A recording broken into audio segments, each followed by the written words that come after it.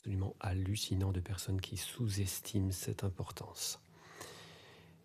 Il y a beaucoup de focalisation sur les capacités extrasensorielles, les dons psychiques,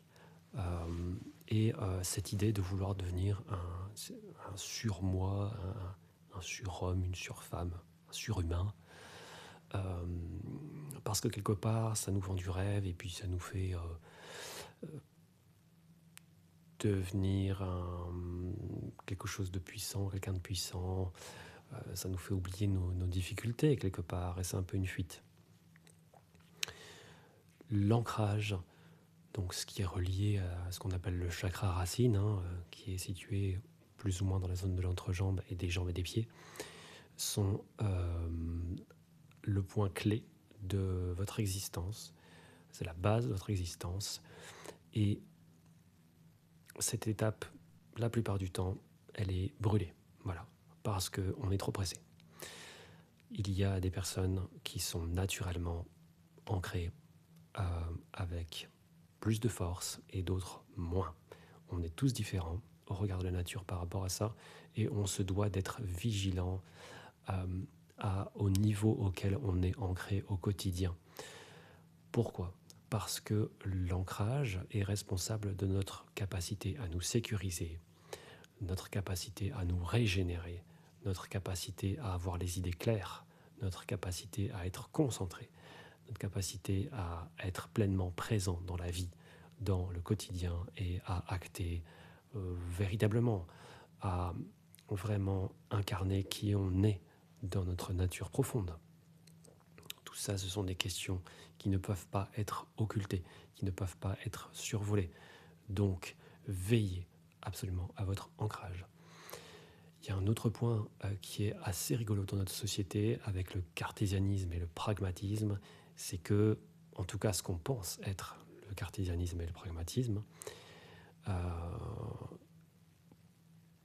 parce que la plupart des gens utilisent ces mots-là et en fait ne sont pas allés se renseigner dans les bouquins, voilà, à quoi ça correspond. Donc voilà, d'interprétation populaire. Mais en tout cas, il y a beaucoup de gens qui utilisent l'expression « avoir les pieds sur terre ». Je peux vous garantir, que moi, du point de vue des pratiques énergétiques et chamaniques, que la plupart des gens qui parlent d'avoir les pieds sur terre n'ont pas les pieds sur terre, ne savent pas ce que c'est.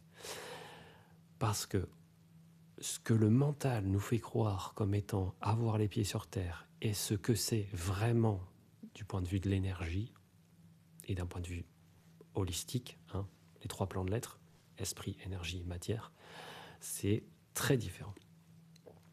Par exemple, une personne qui est embarquée dans le métro boulot dodo, dans le stress, n'aura pas les pieds sur terre. Pourquoi ? Parce que son corps n'a pas le temps de revenir, se recharger, et son esprit, son énergie et son corps ne sont plus alignés. Parce qu'on est tout le temps dans la projection vers l'avant et plus dans l'instant présent. Enfin, en tout cas, là, je prends vraiment une exagération de ce qui est le plus commun. Ce qu'il faut faire attention, c'est que avoir les pieds sur terre, du point de vue de l'énergie, c'est être ancré. Et être ancré, c'est quoi ? C'est être en connexion avec la terre. Être en connexion avec la terre, c'est quoi ? C'est surtout pas marcher avec des baskets avec du caoutchouc en guise de semelle, par exemple. Pourquoi ?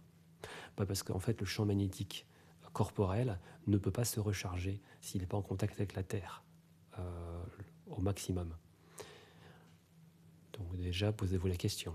Marchez sur du bitume avec des chaussures qui vous isolent magnétiquement au niveau du magnétisme ne vous permet pas de recycler les polarités négatives en excès dans votre corps. Vous savez, c'est comme les piles électriques.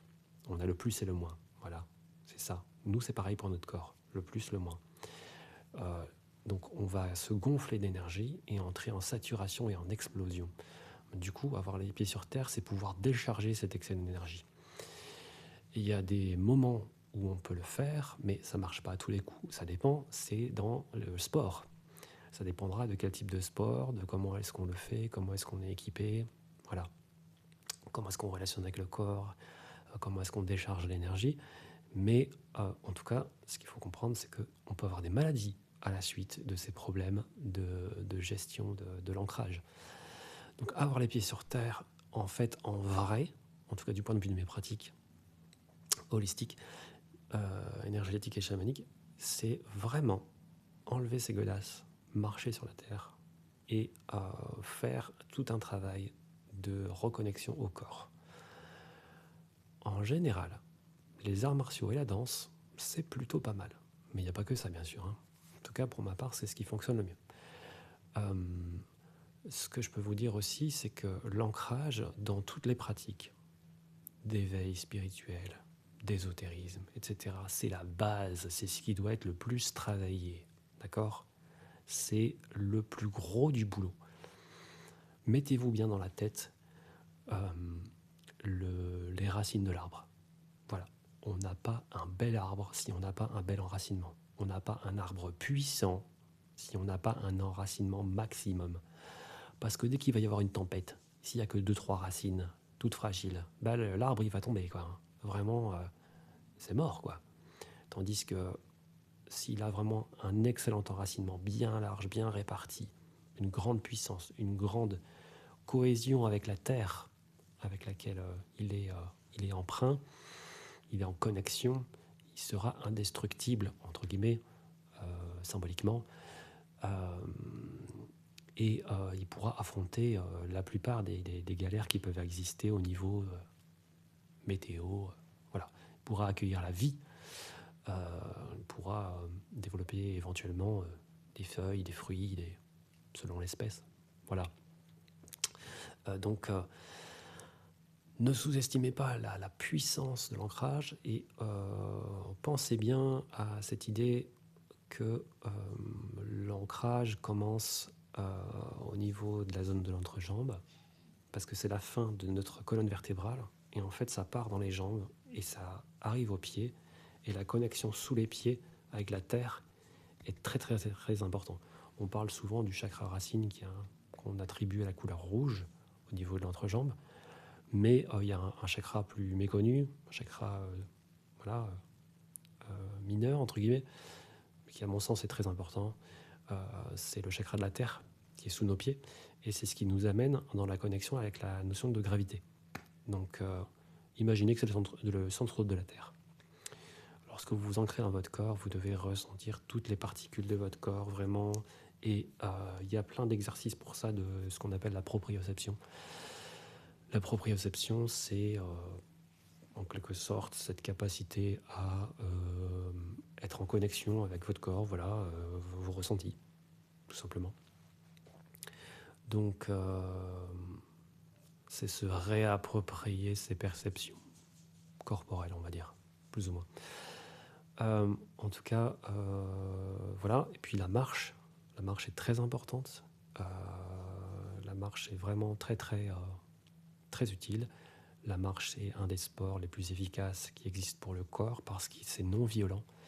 Ça fait travailler l'endurance et ça fait travailler l'équilibre des centres d'énergie. Et vraiment, avec ça, vous avez, si vous faites votre demi-heure de marche par jour, vous avez déjà une bonne base pour commencer l'entretien de votre corps. Voilà. Donc, ne sous-estimez pas l'importance de l'ancrage. C'est pareil pour le développement de votre éveil spirituel. Par exemple, dans le chamanisme, on n'a pas de résultat sans un bon ancrage. On ne fait rien en chamanisme si on n'a pas un bon ancrage. C'est pas la peine d'essayer de faire des voyages chamaniques si vous n'êtes pas ancré. C'est pas la peine. C'est pas la peine de faire de la transe chamanique si vous n'êtes pas ancré. C'est pas la peine de faire des pratiques énergétiques si vous n'êtes pas ancré. C'est pas la peine d'espérer un quelconque résultat lorsque vous n'êtes pas ancré. Bien sûr, personne n'est parfait. Faut toujours vérifier son ancrage continuellement. Moi, il m'arrive très régulièrement de devoir faire des exercices d'ancrage. J'ai développé plein de méthodes différentes. Et ça m'est très utile parce que quand j'ai pas de résultat dans mes pratiques, c'est parce que je suis pas ancré. Donc au bout d'un moment, le franc il tombe, comme on disait à l'époque. Et à ce moment-là, je me dis mais merde, je suis pas ancré en fait. C'est pour ça que ça marche pas. Donc je prends le temps vraiment très régulièrement de faire ce que j'appelle de l'intégration corporelle, parce que c'est la base de la vie. Si vous n'êtes pas dans vos godasses, si vous n'êtes pas vraiment là, comment est-ce que vous espérez vivre d'une manière réelle et efficace ? Ça n'a pas de sens. Donc voilà. Si vous avez kiffé cette vidéo, vous connaissez la chanson. Allez, je vous dis à très vite. Ciao, ciao.